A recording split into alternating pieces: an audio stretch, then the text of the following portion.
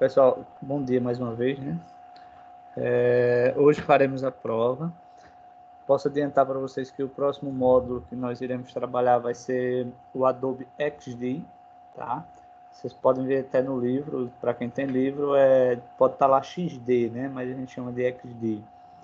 Então vai ser um app bem parecido com o Adobe Spark, porém com outros segmentos que a gente vai trabalhar nele na próxima aula, que ele é mais para a parte de mobile, né? Mais para o desenvolvimento mobile, tá? Então, começaremos ele na próxima aula. Nessa aula, nós vamos fazer uma revisão a respeito das técnicas de SEO, né?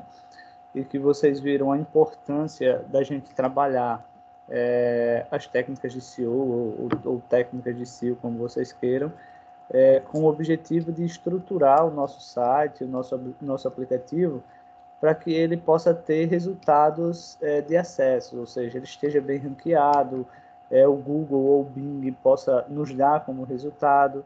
E como foi abordado durante o módulo, não adianta a gente simplesmente desenvolver um site, desenvolver um aplicativo se a gente não fazer com que as pessoas o conheçam, tá? Então, abordamos a questão do processo interno, ou seja, a otimização interna, que é quando a gente trabalha diretamente com HTML, estruturando, usando cada tag para a sua principal finalidade, tá? Então, seriam as otimizações internas. E a gente abordou também alguns conceitos a respeito de otimização externas, que é quando a gente usa, por exemplo, mecanismos que estejam fora do site para que a gente possa estar bem ranqueado, como links, por exemplo, de parceiros, como também pagar para o Google, né? Divulgar lá nos primeiros resultados de buscas. Então, tudo isso daí, nesse caso, são as otimizações externas. Explicamos também que quando nós resolvemos fazer algo em que essa prática, ou melhor, exercer alguma prática para o ranqueamento do site ou do app, de forma que o Google não concorde, né? O nosso site, o nosso aplicativo, ele pode ser punido, tá? Essa punição ela vai desde um período sem o Google nos dar como resultado, ou até mesmo o banimento mesmo, e o Google não daria, não nos daria mais como resultados em hipótese alguma, tá? Explicamos também sobre a questão da hospedagem de sites, né? Como é que funciona. Já a questão de app, eu acho que eu não expliquei, pessoal, pelo menos que eu me recorde não, mas a hospedagem do app, né, que geralmente a gente usa a Play Store para isso, a Play Store ela corresponde ao seguinte, tá? Para a gente conseguir fazer uma hospedagem de um aplicativo lá na Play Store, basicamente consiste em a gente pagar primeiro uma conta, ou seja, a gente compra, na verdade, uma conta, e essa conta a gente pode adicionar quantos aplicativos forem necessários. Por exemplo, eu quero publicar o meu primeiro app. Então, primeiro, eu vou ter que fazer uma conta na Play Store. Quanto é que custa essa conta? Essa conta ela gira em torno de US$ 30, tá? E aí, se você pegar a cotação atual do dólar, que está girando em torno de R$ 5, você tem lá R$ 150 mais ou menos para você fazer a primeira, digamos, para você criar uma conta. A partir do momento que você criou, aí você pode colocar apps a quantidade que vocês quiserem. Então, ele fica aberto essa questão de você, uma conta sua, e aí você usa para você colocar os apps que vocês quiserem. Mas ainda vai passar, por exemplo, quando você colocar for upar, que a gente chama de upar, né? Ou seja, subir um app para a Play Store, ainda existe algumas possibilidades por exemplo, passar o código ser passado por uma análise a fim de verificar se aquele código ele é consistente, que a gente mostrou também aqui como fazer essa análise antes, né? Tem aquele validator, né, que nós vimos lá da W3, e aí você pode fazer uma validação, você vê se o seu código ele está semântico, se ele está consistente, para não correr o risco de chegar lá na hora de você upar um app, por exemplo, chegar lá o Google, a Play Store dizer que o seu app ele não é seguro e tal, tal, tal, tal. Tanto é que quando a gente baixa um app, vocês vão ver isso, né? Quando a gente quando a gente desenvolve um app, por exemplo, que a gente vai instalar no celular, ele até joga uma mensagem para a gente informando que não existe uma procedência sobre aquele código, tá? E você pode colocar o seu aplicativo em risco, tá? Então, por quê? Porque esse app ele não vem da Play Store, foi o que a gente montou, tá? Inclusive a gente já fez isso em algumas turmas aqui, e aí ele joga essa mensagem informando que você pode estar colocando o seu dispositivo em risco. Então, quer dizer que lá no Google existe uma validação para saber se trata-se de algo correto, tá? E aí, começando aqui, eu gostaria que vocês colocassem a primeira dúvida de vocês, tá? Para a gente ir tirando-as, porque lá na prova vocês não vão ter, digamos, o tempo de pesquisar, vocês não vão ter tempo de tirar dúvidas lá, certo? Quem começa aí com a primeira dúvida?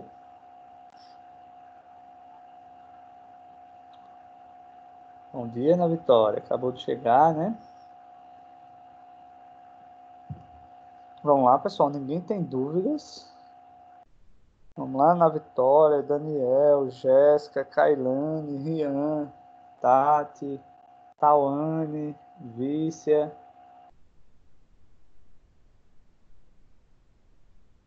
Hein, pessoal? Será que vocês estão me ouvindo aí?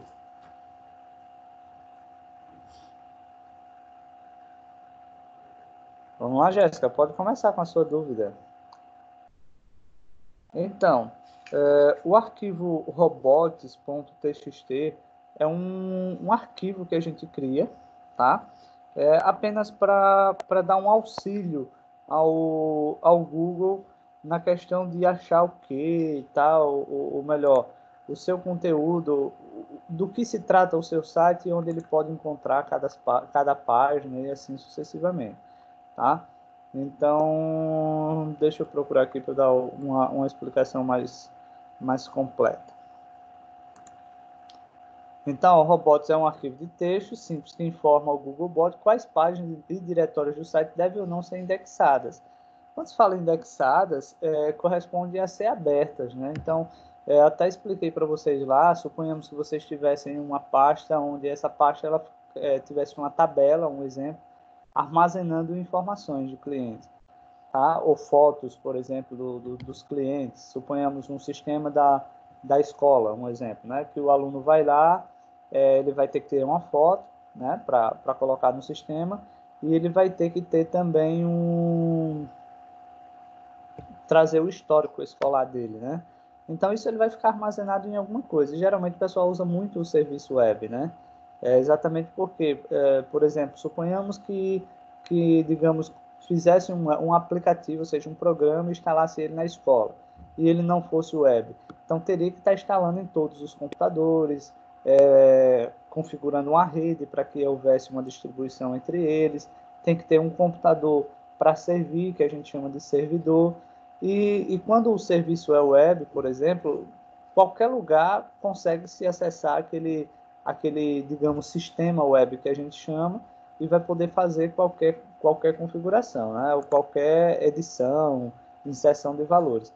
Dessa forma, ele vai ter que estar armazenado em algum lugar. Então, pelo fato de ele estar armazenado em algum lugar, suponhamos que você diga que é, suponhamos que você diga que aquelas pastas onde estão os arquivos, eles não são para ser acessados.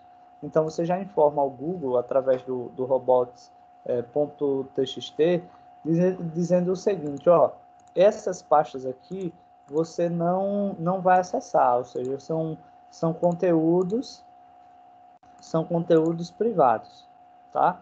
Então, o robots.txt serve para isso, tá?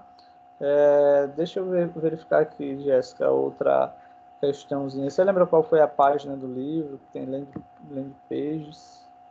Deixa eu ver aqui se eu lembro, aqui se eu encontro. Vê aí se alguém encontra, fica mais fácil aqui para a gente revisar. Vê se vocês conseguem. De acordo aqui com Já achei. Então, ó, é uma página específica que fornece informações relevantes para determinado assunto. Essa página é indexada e classificada para determinar palavras-chave. Então, basicamente, Jéssica, é uma página extra, ou seja, uma página do HTML, tá? Que ele vem basicamente assim para dar um resumo sobre todos os sites. Suponhamos que você tenha lá 3 páginas, tá? Você tem 3 páginas, e lembrando que o Google ele só indexa a página HTML, ele não leva em consideração o site completo. Então, essa landing page aqui é uma página HTML que ela não vai ser publicada, aliás, ela não vai tornar-se pública para o usuário final, tá? É uma página que ela vai ficar dentro daquele projetozinho, dentro daquela pasta lá, da pasta principal, e ela vai meio que direcionar o Google, Google, a palavra principal, ou melhor, as palavras chaves que nós estamos trabalhando é essa. Eu tenho aqui, por exemplo, tantas páginas HTML, então eu posso fazer basicamente um resumo disso daí, tá? Então, basicamente seria dessa forma que eu poderia fazer, ou poderia utilizar essa landing page. É uma página HTML que ela só vai servir para direcionar o Google para as outras páginas e informar o Google quais são as palavras-chave, o que é que o Google vai encontrar, e que, consecutivamente, o Google vai agradecer. Porque imagina, por exemplo, você chegar em um evento e você ter que procurar tudo, né? Então, um evento grande, um exemplo. Imagina você ter uma pessoa do lado que diga, ó, nós vamos agora para o pavilhão tal, no pavilhão você vai encontrar informações disso, você vai encontrar produto aqui, ou seja, direcionar você para o local exato, né? Eu ouço muito, por exemplo, as pessoas que fazem compra em Caruaru, né? Diz o seguinte, para você encontrar os locais ideais, você vai ter que rebolar, porque para quem começa, não encontra os produtos com os preços lá embaixo. Então, quando se tem alguém que já leve ou que direcione você que está iniciando, por exemplo, está chegando naquele momento, para locais que você possa comprar com um preço melhor, ou seja, tem acesso a mais informações, isso é ótimo, né? Já agilize muito. E é o que o Google deseja, né? Que você possa... E a máscara, esqueceu? E nesse caso aí você tem uma página que informe ao Google sobre o que você tem, né? O que é que o Google vai encontrar. Então, seria essa questão da landing page aí. Certo? Entendeu, Jéssica? Entendi. Vamos lá, pessoal. Mais dúvidas aí. Ô, professor, na questão do ranqueamento... Cortou, Daniel. Eu só entendi até a questão de ranquear. E a não paga e a paga. Tipo, eu tô com... Tá cortando o áudio? Tá. Se qualquer coisa pode mandar no texto aqui, que no seu caso aí que tá cortando. Tem horas que você fala aí tá de boa. Só tem horas que é uma gagueira danada. Tá, vou tentar aqui. Fala agora, aproveite agora. Fala agora. Tá. No ranqueamento pago. Tem um certo nível de acesso. Se eu do ranking, ele cai a posição ou ele continua na mesma posição que está? Então, quando você paga para ranquear o seu site, é porque você quer, digamos, mais clientes, você quer mais usuários no seu site. Na verdade, o ranqueamento pago ele vai ajudar também o outro, normal. Por quê? Existem os resultados orgânicos, tá? Que é aquele que o Google dá, você como primeira página, por exemplo, né, como topo, sem você pagar nada, tá? Que é o orgânico, e existe o pago. Consecutivamente, se as pessoas acessam o seu site, mesmo que você pagou para o Google divulgar, e elas gostaram do seu serviço, durante o prazo que se segue, as pessoas podem voltar para o seu site sem, por exemplo, contar como pago, por exemplo. Digamos que eu estava procurando um site, um determinado site, o Google me deu como link patrocinado você, aí eu acessei. Me tornei um cliente. As próximas vezes que eu for acessar o seu site, eu não vou precisar mais ir pelo Google, ou seja, pagando pelo Google. Eu posso já fazer uma pesquisa no Google, site fulano de tal, por exemplo, e o Google já dá o seu site de imediato, porque eu já busquei de uma forma mais exata. Então, ele passa a ser um resultado orgânico no futuro. Outra coisa que é interessante é o seguinte, o Google ele leva em consideração o número de acessos também. Então, quanto mais acessos você tem, maior é a sua credibilidade com o Google, tá? Isso daí é uma coisa natural. Por exemplo, quando a gente vai passando em frente a uma loja que a gente vê muita gente lá, a gente diz, no mínimo, essa loja tem alguma coisa bem interessante. E aí desperta para a gente também a vontade de conhecer o que, é que a loja está oferecendo. É algo natural. E nas técnicas de SEO acontece exatamente da mesma forma. Quando o Google ele percebe que o seu site ele está tendo muitos acessos, o Google ele dá uma credibilidade, como ele diz o seguinte, ó, aquele site ele tem conteúdos relevantes. Então, se ele tem conteúdos relevantes, as pessoas estão gostando do conteúdo daquela página, então eu vou recomendar para os demais. É o que acontece quando a gente passa em frente a uma loja que a gente vê muita gente, a gente chega para outra pessoa e diz, olha, aquela loja ali está cheia de gente, deve ter promoção, deve ter produto bom. Então a gente termina recomendando uma loja porque a gente viu que está cheio. E muitas vezes a gente não foi nem até a loja verificar, só pelo fato da gente ver que tem muita gente lá. Então, o ranqueamento pago, né, que a gente chama de off-page, ele também pode ajudar, também não, ele vai ajudar no ranqueamento natural, porque as pessoas vão acessando cada vez mais. E quanto maior o número de acessos, maior a credibilidade. Entendeu, Daniel?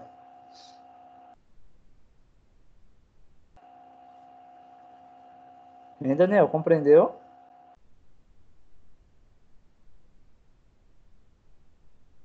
Alô? Vocês estão me Sim. ouvindo? Tá. Ok. Vamos lá, pessoal. Mais perguntas? Vícia, Tawane, Kailane, Tati. Vamos lá. Aproveitem para fazer perguntas.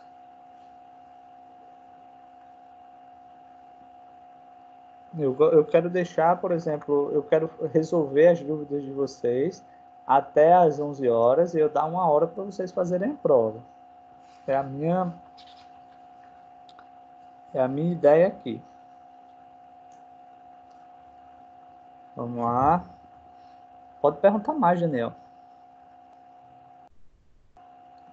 Jéssica, Ana Vitória.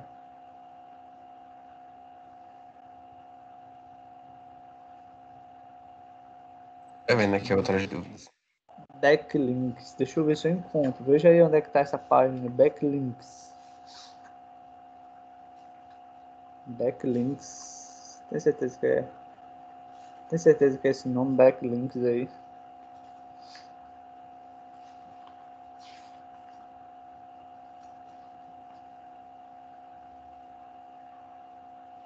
Vamos lá. Alguém lembra aí qual é a página desse que é? Jéssica, você lembra qual é a página?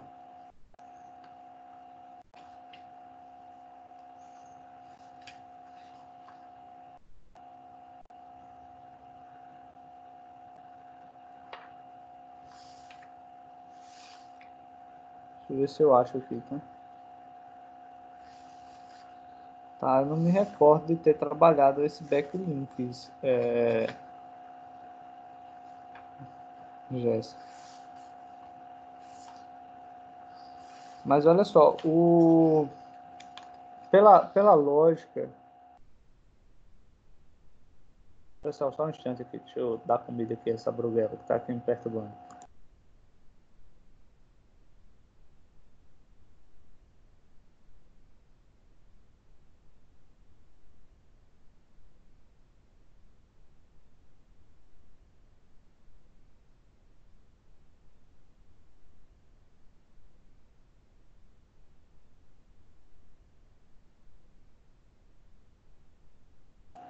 Vamos lá. Pela lógica, o que acontece, por exemplo, os assuntos de links, Jéssica, basicamente é a gente pensar o seguinte, tá? Que os links, eles entram como uma forma de dar uma credibilidade ao seu conteúdo. E aí eu dei o exemplo seguinte, por exemplo, eu posso, no meu site, colocar um link que direcione para você, e que muitos sites utilizam sim, por exemplo, um site que vende, por exemplo, um site de informática, né, de equipamentos de informática e tal. Eles colocam, por exemplo, geralmente lá no rodapé, os links dos parceiros, ou cria uma página só para parceiros. Então, os parceiros seria basicamente o quê? Os fornecedores, tá? Então, o que a gente tem que se preocupar é que esses links, eles devem ter relação com o conteúdo o qual você está abordando no site. O que não é interessante, por exemplo, você tem uma loja de informática e ao invés de você colocar parceiros, ou seja, fornecedores da área de tecnologia, de informática, você colocar link, por exemplo, de uma loja de roupa, você colocar, por exemplo, de uma sapataria, de um supermercado. Isso daí é uma prática ilegal, porque quando a gente coloca um link no site, o Google ele vai rastrear aquele site, ou seja, ele vai acessar aquele link e vai verificar se você colocou, por exemplo, o link só para conseguir acessos com essa finalidade, sem seguir as regras, e se você não seguir as regras, ou seja, você colocar outros sites que não tem nada a ver com o conteúdo que você está abordando, então você vai ser penalizada, porque é uma prática ilegal. Agora, se você colocar links, por exemplo, que sejam da mesma área, ou seja, do mesmo segmento que o seu, então isso daí você ganha uma credibilidade. Tanto você ganha uma credibilidade, porque você está, digamos, mostrando alguém que apoia, digamos, a sua causa, como também os seus parceiros, eles vão receber cliques, e esses cliques, obviamente, são clientes, quanto mais clientes, ou seja, quanto mais acessos, maior vai ser o ranqueamento dele. Então, na verdade, vai ganhar ele e vai ganhar você. Agora, se você colocar links que não sejam links válidos, e aí você vai perder também. Outra possibilidade é o seguinte, quando a gente trabalha com links, a gente tem que ter uma preocupação que esses links eles podem não levar a lugar nenhum. Um exemplo, digamos que você colocou lá um link de um parceiro, tá?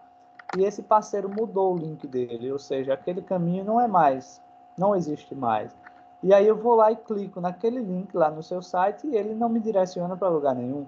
Então aí já são os links quebrados, tá? E esses links quebrados, na verdade, o que é que vai acontecer? Só o seu site perde ponto com o Google. Então, você pode perder ranking, um exemplo, por oferecer um link quebrado. O Google ele vai entender da seguinte forma, ó, você usou de má fé, colocou links que não levam a lugar nenhum, apenas para ganhar ranking. Só que esses links não funcionam. Então, quer dizer, o Google ele entende como uma má fé e por isso você perde credibilidade. Tá? Então, foram esses links que nós falamos durante o livro, viu, Jéssica? Espero ter esclarecido aí. Entendeu, pessoal? A questão dos links aí.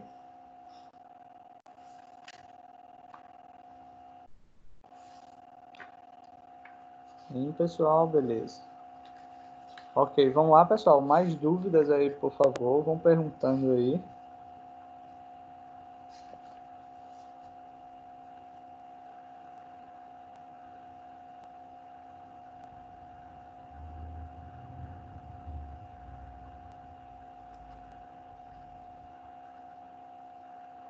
Tranquilo, Jéssica. Só um complementozinho aqui, tá, pessoal? Eu falei sobre o arquivo robots, e o arquivo robots ele tem o papel de informar aquilo que o Google não deve acessar, ou seja, não deve indexar, né? Abrir para ver o que é que tem. Por outro lado, tem o outro arquivozinho, que nesse caso é um arquivo XML, que é o chamado de sitemap, e ele já vem com o intuito de informar aquilo que tem que pode ser usado, tá? Então, se vocês entenderem aí que o robots é informar aquilo que o Google não pode abrir, e o sitemap é aquilo que o Google pode abrir, pode verificar, tá? Ou seja, quais são as páginas e o que é que essas páginas elas vão abordar. Então, são dois arquivozinhos, um TXT e outro XML que a gente pode colocar assim no nossa plataforma aí, no nosso programa aí a fim de um ranking melhor. E aí, pessoal, vamos lá, mais dúvidas? A questão das palavras-chave, dá para o senhor explicar mais um pouco? Então, vamos lá. O que são... Sim, conclua. Porque, tipo, tem limite de palavra-chave? Eu inserir mais alguma, ganhar mais, ou sei lá. Então, o que acontece? Primeiro, o que são palavras-chave, né? As palavras-chave são aquelas que as pessoas vão chegar até o seu site. Então, por exemplo, se o seu site é uma sorveteria, obviamente, uma das palavras-chave tem que ser sorvete. Sorvete, sorveteria. E que as palavras-chave, ela tem dois formatos. Existe o cauda longa e o cauda curta. Cauda curta é quando é apenas uma palavra mesmo, de fato. Por exemplo, sorvete, tá? E um cauda longa seria, por exemplo, sorveteria gourmet, por exemplo. Então, a cauda longa é quando você usa mais de duas palavras dentro da palavra-chave. Então, as palavras-chave basicamente consistem no seguinte: como as pessoas vão chegar através de uma pesquisa orgânica no Google, tá? No meu site.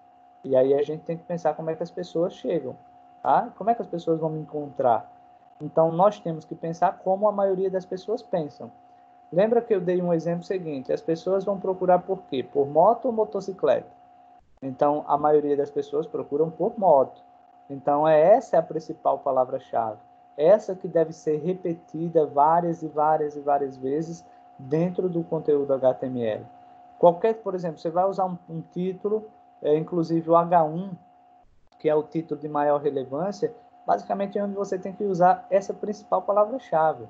Por exemplo, você é uma sorveteria gourmet, então coloca lá, por exemplo, no H1 sorveteria gourmet, né? Você vai colocar uma meta tag, por exemplo, você vai fazer uma meta description lá, que você vai fazer uma descrição do seu site, então usa essa sorveteria gourmet novamente. Se você vai colocar uma imagem, a descrição da imagem usa novamente o sorveteria gourmet. Então, as técnicas de SEO indicam que você use entre 5% e 7%, tá, daquela palavra-chave repetida no site.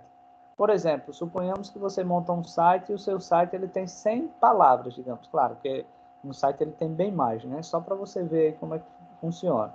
Então, você cria lá uma sorveteria, um site de uma sorveteria, e você usa 100 palavras ao todo numa página, tá? Isso por página, não no site, na verdade, por página.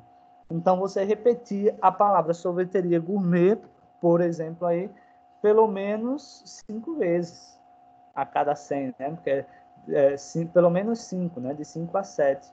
Então, nesse caso aí, seria de 5 a 7%. Mas a gente usa bem mais. Então, a gente usa lá, por exemplo, 1.000 palavras, né? 1.200 palavras.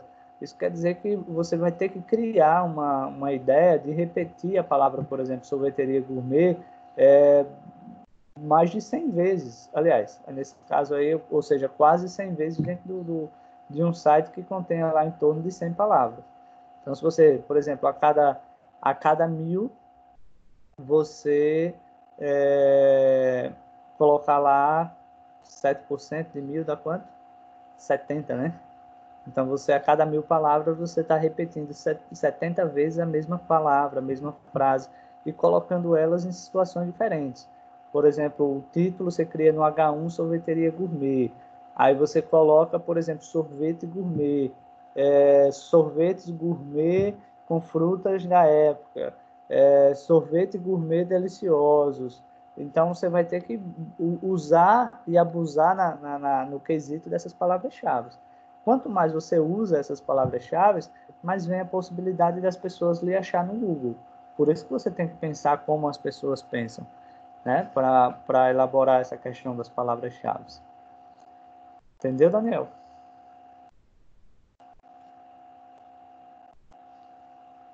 Daniel, tranquilo?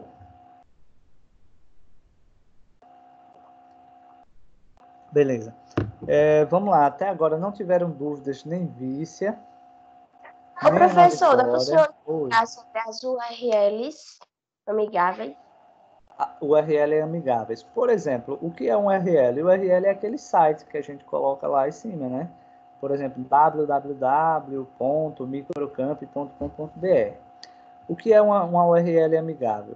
A URL amigável trata-se de ser algo simples e que as pessoas possam memorizar. Por exemplo, microcampo.com.br não fica fácil de memorizar, mas o que é que essas URLs elas podem não ficar amigáveis? As URLs elas vão mudando de acordo com o link que a gente acessa. Por exemplo, suponhamos que eu acesso lá no site da Microcamp a parte de cursos, por exemplo. Então, é normal que depois do .com.br, por exemplo, apareça uma barrazinha com o nome cursos, por exemplo, que é uma nova página. Aí, por exemplo, se dentro da pasta cursos eu tenho uma outra pasta, ou seja, ele direcione para uma outra pasta, eu vou clicando e aquelas páginas, ou melhor, aquele link, ele vai aumentando, ele vai ficando muito grande. E o que não é considerado como um link amigável é um link onde tem caracteres especiais, onde tem espaços, tá? Que geralmente, na verdade, ele não coloca os espaços, eles colocam um underline automaticamente, tá? Ele não tenha números, por exemplo. E de que forma a gente pode minimizar essa questão dos links? Suponhamos que eu crio 4 páginas, um exemplo. Eu crio a home, eu crio produtos, eu crio serviços e eu crio, por exemplo, o contato. Tá? Então, suponhamos que no serviço, por exemplo, na hora de salvar, tem gente que não percebe e coloca, por exemplo, nossos espaços serviços. Quando eu coloco nossos serviços com espaço, consecutivamente existe uma possibilidade, primeiro que ele vai colocar lá um underline, porque não existe um espaço no link. Então ele coloca um underline automaticamente. Isso daí já pode dificultar um pouquinho para a pessoa compreender. Outra coisa, a pessoa colocou acentos. Então, os acentos, ele vai gerar um caractere especial. Então, a gente tem que se preocupar também na hora de salvar cada página e essas páginas elas serem salvas com nomes simples, né? Sem acentos, sem espaço, porque dessa forma ele minimiza a questão dos links das URLs amigáveis, tá? Então, seria basicamente isso. Você fazer com que a URL ficasse de uma forma simples, prática e que as pessoas pudessem memorizá-las. Basicamente isso daí. Tá? Deixa eu compartilhar aqui. Eu acho que eu tenho um site aqui aberto. Eita, sem querer eu mostrei a página. Eita, um spoiler da prova aí, ó, pessoal, foi mal aí. Vamos lá. Então, ó, suponhamos, eu estava aqui antes acessando o site 7 segundos, tá? E observe que o link lá em cima tá arapiraca.7segundos.com.br. Se eu, por exemplo, clicar aqui ó, nesse Hospital do Coruripe, que atende pacientes e tal, observa que o link lá em cima, olha só se tem como você decorar esse link aí. Eu posso dizer que esse link agora, ou melhor, essa URL, ela é uma URL amigável? Óbvio que não. Não é. Agora, nesse caso aí é porque é uma notícia, né? E a notícia, ela é um site de notícia um pouquinho diferente, o processo de ser feito. Mas, de fato, não é um link amigável. Digamos que eu dissesse, ó, acessa aí direto essa matéria, aí eu colocasse lá arapiraca.7segundos.com.br /notícias /2020 /5 /26 /17 1005 /hospital _ de _ pessoal, ninguém vai conseguir memorizar isso daí, tá? Então um link que não é amigável é isso daí, tá? Isso daí não é um link amigável, tá? E aí, por exemplo, a página inicial, sim, ele é um link amigável. Mas quando você vai clicando nas outras matérias, e a gente sabe também que um site de notícias não é uma coisa tão simples de fazer. Aliás, não é tão simples, não. Não é nada simples de você montar um site de notícias, tá? É bem complicado mesmo.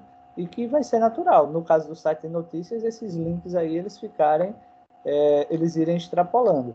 Agora, quanto mais simples tiver, melhor para o Google. Por exemplo, se eu coloco aqui últimas, ó, você observa que lá agora só acrescentou apenas o nomezinho notícias, ó. Então, arapiraca.7segundos /notícias. Até aí, um link amigável. Certo, pessoal? Entendeu, Caliane? Entendi, professor. Pronto. Mais alguma dúvida, pessoal?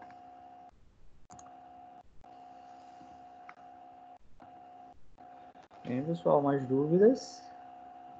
Professor, e sobre essas iscas digitais para geração de LEDs? O que são esses Isso, por LEDs? exemplo, pronto. O que são essas... leads seria os acessos, tá? Então, basicamente, o que seria essas iscas?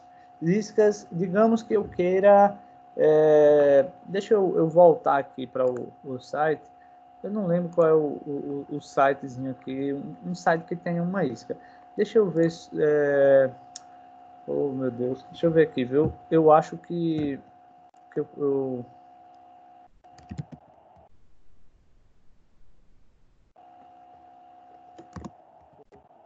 Deixa eu ver se eu pesquiso.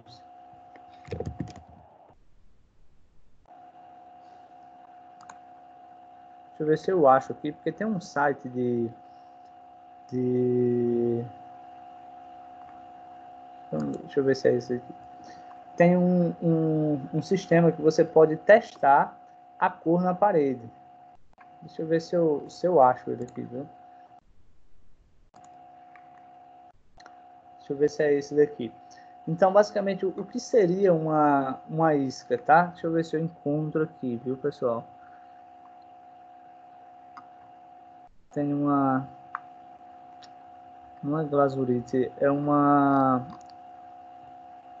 Deixa eu pesquisar aqui no Google, viu? Deixa eu ver aqui. As iscas é algo que você... Deixa eu pesquisar aqui o que é.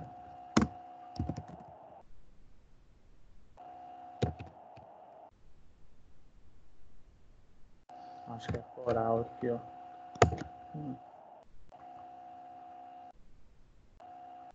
Deixa eu ver se eu encontro aqui para mostrar a vocês o que seria uma isca. Então, a isca, basicamente, é algo que você possa fazer com que as pessoas venham até o seu site e não venham exatamente para comprar. Ó, ele até mostra aqui, ó, um aplicativozinho, tá, ó, nessa foto, onde a pessoa pega instala o aplicativozinho no celular, tira uma foto do ambiente, lá, ó, tira uma foto do ambiente, e a partir de tirar a foto desse ambiente, ele simplesmente pode ir colocando cores no ambiente. Então, quer dizer, as pessoas vão acessar o site, por exemplo, aí da Coral, ele tem essa isca, então, qual é o papel deles? Induzir você a comprar uma tinta Coral, porque ele vai colocar lá dizendo que essa simulação ela é válida apenas para tinta Coral. Se você comprar de outra marca, não vai ter o mesmo resultado. Então, quer dizer, isso é uma iscazinha. Eu já vi ele também no desktop, por isso que eu estava procurando aí.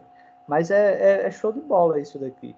Tá? Então, quer dizer, quero ver como é que vai ficar a minha cozinha, por exemplo, eu vou colocar cores aqui, tá? Então, observa que ele vai ficando dessa maneira, certo? Então, seria basicamente simuladores de cor aqui. Eu sei que eu tenho ele, aliás, eu posso encontrar ele online. Deixa eu ver se é esse aqui. Vamos ver se eu encontro. Então, as iscas... Não foi. As iscas, basicamente, deixa eu ver aqui. Não. Então, as iscas seria exatamente, Tati, uma forma de você trazer clientes para acesso ao seu site, independente se eles vão comprar naquele momento ou não. Então, um exemplo, você pode colocar um joguinho, né? Pode colocar um joguinho. Aí uma pessoa que já acessou o seu site e viu que tem jogos, ou que pesquise na internet, por exemplo, jogo de carro. Aí o seu site tem um aplicativozinho lá, tem um joguinho de carro. E as pessoas vão chegar até o seu site porque elas estão jogando. Ou, por exemplo, digamos o seguinte, suponhamos que você tem um site do salão de beleza e você quer criar um simulador, por exemplo, de penteados, de cor de cabelo. Então, é uma isca. As pessoas vão, por exemplo, fazer o teste lá com a foto delas e você pode colocar uma forma de pegar informações daquela pessoa, tá? Por exemplo, para fazer a simulação de penteados de corte, coloque o seu WhatsApp, coloque o seu e-mail, e a partir daí você depois ligar para a pessoa. né? Ligar para aquelas pessoas que já acessou, ó, gostaria de um serviço, blá, blá, blá, tal. Então, você pode vender o seu produto também, né? Oferecer uma cartilha, oferecer promoções. Então, não adianta também a gente colocar uma isca se a gente não colocar com o objetivo de tentar ganhar aquele cliente. Então, as iscas, elas não podem ser à toa. Elas têm que ser colocadas de forma proposital, tá? Para você conseguir aquele cliente. Aí, agora, a isca que você vai usar são infinidades. Pode ser jogos, pode ser, por exemplo, tempo. Suponhamos que no seu site você coloque o recursozinho de tempo. Então, as pessoas querem ver a temperatura, então eu vou acessar o site da Tati, porque tem lá a partezinha de tempo. Ela tem também o cronômetro, então vou acessar, por exemplo, vou baixar o aplicativo da Tati, porque lá tem tempo, tem cronômetro, tem joguinho, então as pessoas vão ficar acessando o seu aplicativo e aí vão tentar, ou melhor, você vai tentar ganhar esse cliente pelo acesso, certo? Entendeu, Tati? Sim, entendi já. Ok, vamos lá, pessoal, mais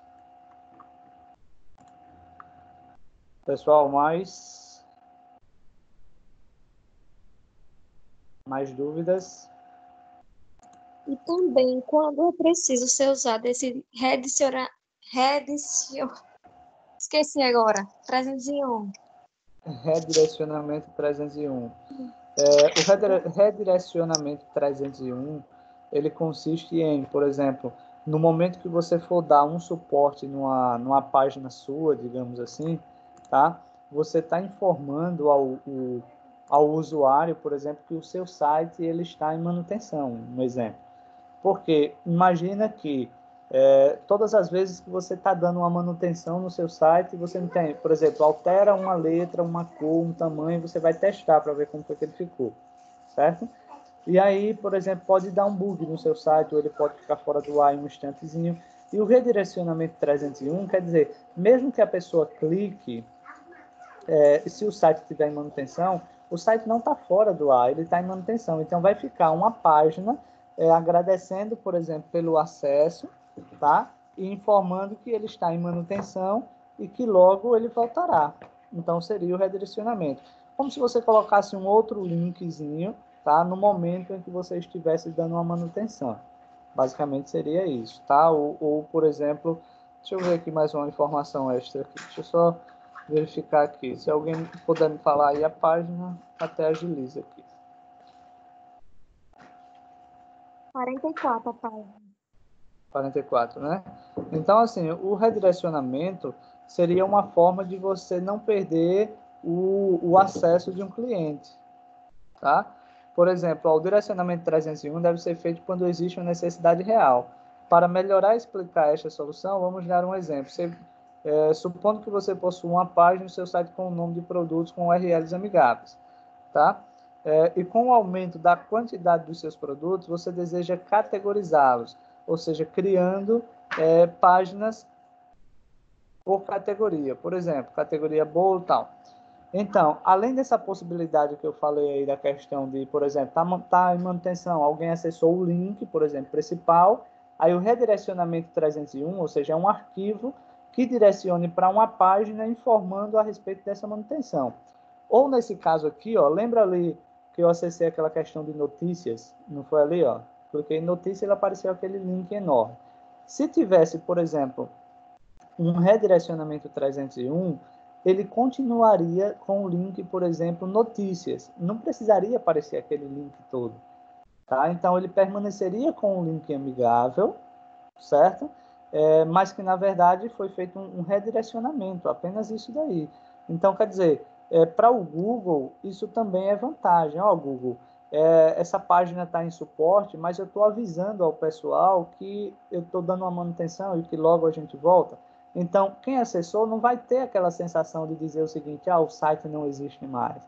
O site fechou. Não, ele tá sabendo que o site está passando por uma manutenção, tá? Ou, nesse caso aí, dessa questão do 301, você organizar os links para informar, por exemplo, ao Google para onde direcionar, né? Quais links serão abertos a partir de um clique. Então, seria também o papel desse redirecionamento 301. Eu já vi em alguns casos as pessoas colocarem, porque hoje está mais avançado essa questão, mas um tempo atrás as pessoas colocavam, por exemplo, no site, quando ela estava dando um suporte, né, uma manutenção, quando as pessoas clicavam, aparecia um homenzinho, um bonequinho de um homem, aí tinha uns cones, ou seja, de alerta, e um aviso em manutenção. Tá? Então as pessoas usavam muito. Só que hoje, com a questão dos frameworks, que você atualiza tudo automático, aí as pessoas meio que não estão utilizando muito isso. Mas é uma prática também para o 301, para o erro 301. Aliás, para o redirecionamento 301. Aí você direcionar um caminho mais rápido, digamos um atalho, digamos assim, né? E solucionar, certo? Uma dificuldade, alguma coisa que o site esteja passando naquele momento, certo? Sim, tá entendido. Vamos lá, pessoal, mais dúvidas?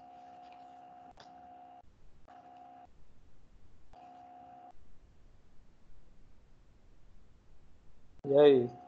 Vícia, não tem dúvida nenhuma, Vícia.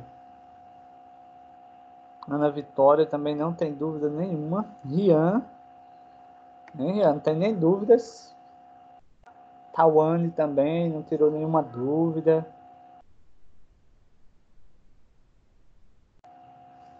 Que bom, né? Eu costumo dizer o seguinte, viu, Rian? Quem estuda tem dúvidas, quem não estuda não tem dúvidas. Eu costumo pensar dessa forma.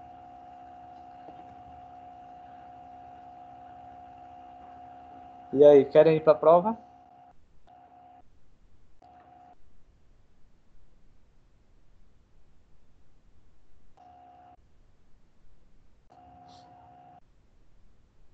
E aí, pessoal, querem ir para a prova já? Tem mais alguma dúvida ou vamos para a prova?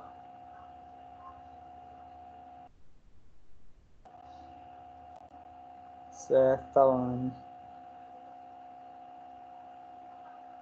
Vamos lá, né? Pessoal, eu vou disponibilizar, tá? Deixa eu ver aqui, por enquanto, beleza. Eu vou disponibilizar o link para vocês lá no grupo, tá? No grupo, todo mundo está no grupo, não é isso? Todo mundo está no grupo da turma. Eu vou disponibilizar o link da prova. Vocês terão até meio-dia para responder essa prova, tá? Se passar de meio-dia, automaticamente a prova será fechada e vocês não vão conseguir enviar. A prova ela vale 10, tá? Então, ou seja, tem 10 questões, cada questão vale uma, e vai ter questões abertas para vocês escreverem, né? E vai ter as questõezinhas de marca X, ok? Tentem não filar, tá? Muito embora não esteja, digamos, fiscalizando vocês, mas tentem não filar, tá? Tentem fazer pelo conhecimento de vocês, ok? Com conhecimento adquirido, beleza? Então, estão liberados, tenham uma ótima semana. Lembrando que Ô, próxima aula nós professor, vamos... Oi, pode falar, Jéssica. Oi, Jéssica, fale. e se a gente não conseguir tirar a média, que é 6, aí fica de recuperação e vai A fazer a média é prova de novo, 7, né? Jéssica. Isso, a média é 7. Lembrando que se vocês ficarem, que eu espero que não, vocês vão ter direito a fazer mais uma vez a prova, que pode ser essa ou pode ser outra, porque eu tenho sempre, para cada módulo, eu tenho 2 provas. Então, pode ser a mesma ou outra, e vocês vão ter direito a mais uma chamada. Se vocês ficarem na segunda chamada também, aí vocês, lá no final do curso de vocês vão repetir o módulo, tá? E repetir o módulo é assistir as aulas novamente, tudo direitinho. Ok? Mais dúvidas? Ok, só isso. Tranquilo, tá? Então, estão liberados. Lembrando que próxima aula nós vamos para o Adobe XD, tá? Ou se vocês verem lá XD, também dá no mesmo, tá? Então, ou XD ou XD, tudo igual, beleza? Então, estão liberados. Vou mandar para vocês lá Professor, no esse grupo. XGOX, que a gente Oi? não tem acesso a esse aplicativo, né? Que é da Adobe, é pago, né? Então, eu vou dar uma verificada aqui. Me parece que é só um cadastro que tem que fazer, viu, Daniel? Eu vou dar uma verificada que eu estou Tá, pegando esse módulo a primeira vez agora, tá? Tem no tá bom. telefone aqui. Oi? Tem no celular também o app XD? Tem, que eu já instalei no meu. Tem o app também. Tá? Beleza, vamos lá. Vou mandar o linkzinho para vocês lá no grupo agora.